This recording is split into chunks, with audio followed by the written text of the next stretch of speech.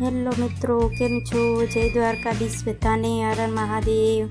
તો આપણે ચાલો મોટર ચાલુ કરવા જવાનું છે. મોટર ચાલુ કરીને ટાંકું ભરવાનું છે. પછી ટાંકું ભરાઈ જાય એટલે ખેતરમાં ચાલુ કરવાનું છે. તો તમે જોઈ શકો છો મોટર ચાલુ કરી છે. અને આ છે મેં સવારમાં પક્ષીઓ માટે પાણી અને દાણા ભરીને લગાવ્યા છે. તો તમે જોઈ શકો છો. અને ટાંકામાં પાણી જોઈ લઈએ તો ટાંકામાં પાણી આટલું છે. અને ટાંકું ભરાઈ જાય એટલે આપણે ખેતરમાં ફુવારા ચાલુ કરવાના છે. તો ચાલો ફુવારા આપણે જોઈ લઈએ. તો ફુવારામાં પણ એક નળી નીકળી ગઈ છે, તો આપણે નળીને પહેલાં લગાવી દઈએ. તો તમે જોઈ શકો છો. અને વાવેતર આપણે વરસાદની રાહ નથી જોઈ, કારણ કે વરસાદની રાહ જોઈએ તો મોડું થઈ જાય. એટલે ફુવારા ચાલુ કરીને ખેતરને પલાળી નાખ્યું છે અને મગફળી વાવવાની છે હવે. અને જ્યારે વાવેતર થશે ત્યારે અમે તમને બતાવશું. તો નળી લગાવી દીધી છે મેં. અને તમે આ જોઈ શકો છો અમારે આંબા વાવ્યા છે. આ આંબાને વાય અમે 1 વર્ષ થઈ ગયું, પણ હજુ આવડા જ છે. આનાથી મોટા થતા જ નથી. અમારે અહીંયા આંબા નથી થતા. તમારે ત્યાં આંબા થાય છે? કોને કોને થાય છે તો કોમેન્ટમાં જણાવજો. કોને કોને ત્યાં આંબા થાય છે. અમારે નથી થતા અહીંયા આંબા. અને સવારનું વાતાવરણ તમે જોઈ શકો છો કેટલું મસ્ત છે.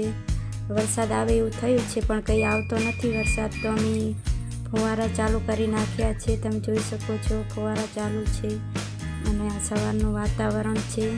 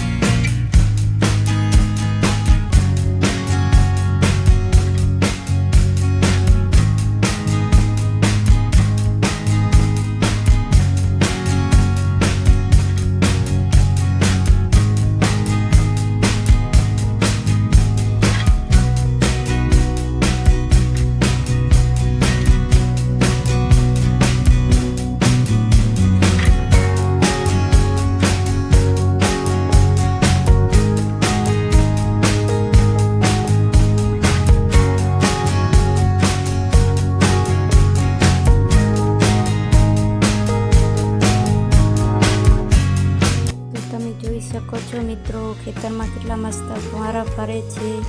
બધા એક સરખા ફરે છે. અને આપણે વિડીયોને હવે આટલે એન્ડ કરીશું. અને તમને મારો વિડીયો ગમ્યો હોય તો લાઈક, ચેનલને સબસ્ક્રાઈબ કરવાનું ભૂલતા નહીં.